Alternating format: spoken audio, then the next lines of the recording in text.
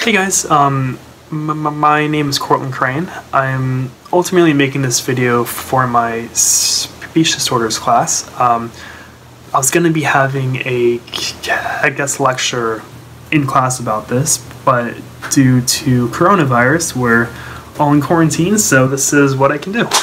I really want to give some insight into my life as a person who stutters, and just kind of talk about the journey that I went through and my experience in 12 years of speech therapy.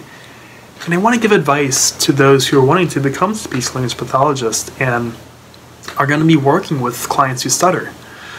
So to give a little bit of background about my life, I've stuttered my whole life, ever since I could talk. When I was like 3 years old, my fluency has been a roller coaster. And I mean that, like, there have been years when I am not as fluent as others, and there have been years when I'm pretty fluent. And right now, I'm probably at one of like the worst stages of my life, fluency-wise. I have absolutely no idea why. It's extremely varying, and you know, that's kind of the exciting part about it, is that you never know when you're going to stutter, you know, more or less. So growing up as a kid who stutters, I was extremely insecure about my speech, and I would hide away behind my mom all the time. I would try not to evoke any conversations. I would try to stay as far away from other people as much as I could, as we're doing now in quarantine with COVID-19. So, you know, growing up, I really was insecure about my stuttering. I was not accepting of the fact that I was a person who stutters. Throughout school, I went to speech therapy like once or twice a week for pretty much my entire schooling years, from elementary school to high school. I would be pulled out of class to work on like saying words and sentences, and working on breathing and techniques such as easy onsets and prolongations. I've learned just about every trick in the book because I've been doing this for like 12 years growing up.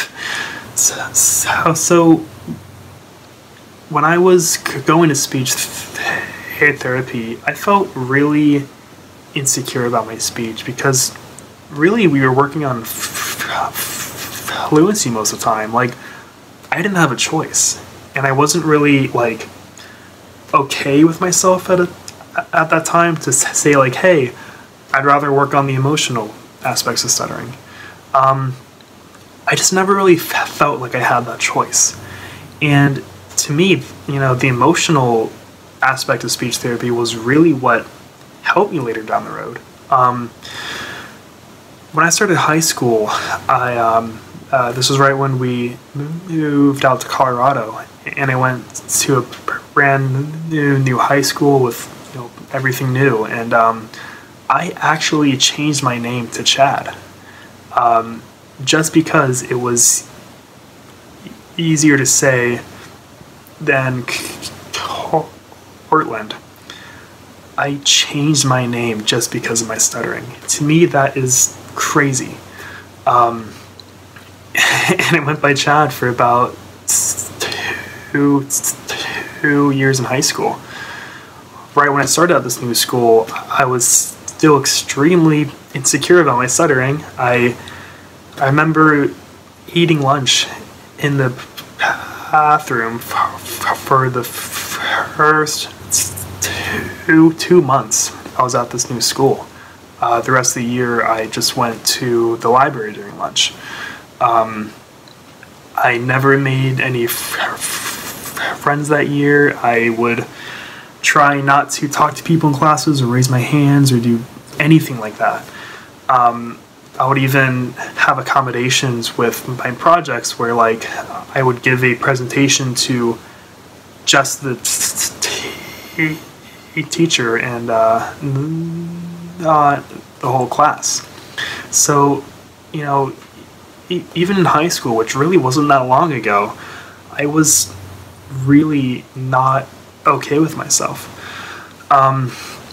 My junior year of high school was when my life changed, and I worked with a speech therapist in Boulder, Colorado. This guy's name was Dr. Ryan Pollard, and Ryan was also a person who stutters. And, you know, working with him was great because I looked up to him as a role model. You know, here's this guy who has a PhD who stutters and is working with me who also stutters. It was really mind-blowing at the time, and I thought it was just the coolest thing. Ryan worked on the emotional aspects of stuttering with me. You know, he made me become more aware of myself and would challenge me to go out and stutter in front of people. And this really increased my confidence. You know, I started becoming more accepting of my stuttering. I was starting to talk to more people, and, you know, I really owe it to this guy for looking at me and saying that it's okay to stutter. So now, you know, I'm at this point in my life where I can go out and stutter in front of anybody and really not care, because, you know, no one really cares that I stutter. So that was huge in my life. When you're working as an SLP with a client who stutters, you know, this is where you can really owe it to them to try to learn what they want to get out of speech therapy. You know, if they want to work on the fluency aspects, that's awesome. Work on that. If they want to work on the emotional aspects, that's cool too. Work on that. You know, you really have to take into consideration what they want to do. And, you know, that may change over time, you know, as in my case, because I was forced to do fluency training for 12 years until I finally had the chance to do, you know, more like emotional speech therapy. And that's what worked for me. And, you know, the cool thing about people who stutter is that they are extremely varying. You know, you don't know who you're going to work with when you work with a client who stutters, because they could, you know, they could be happy just working on fluency. They could be like me, wanting to accept their stuttering. You really never know. One thing that you do really want to keep in mind when working with clients who stutter is that you always want to remain eye contact with them. You always want to use active listening skills. You know, we've learned about this in our classes all this time, and it's a great chance to really learn it. And, you know, I challenge you guys to, you know, try stuttering on your own sometimes. Try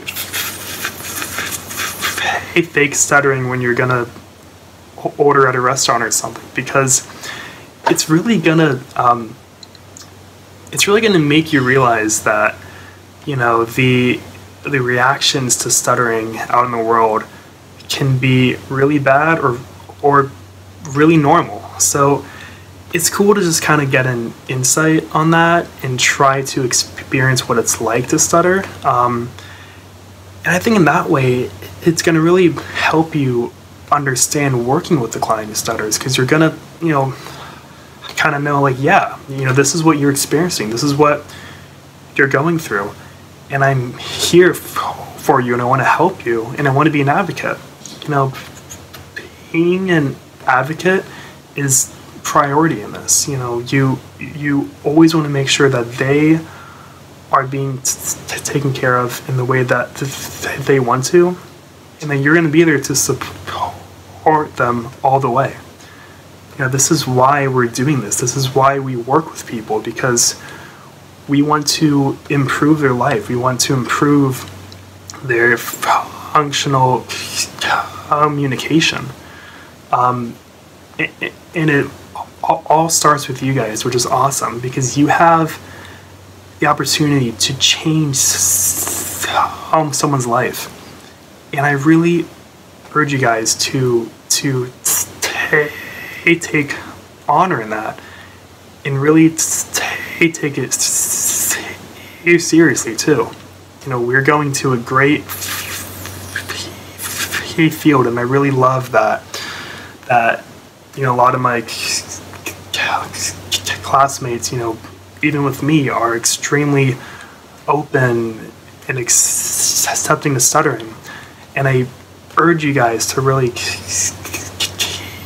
keep that up. So I'm gonna end it here, and just want to say that I'm really glad that I've been here with you guys, and that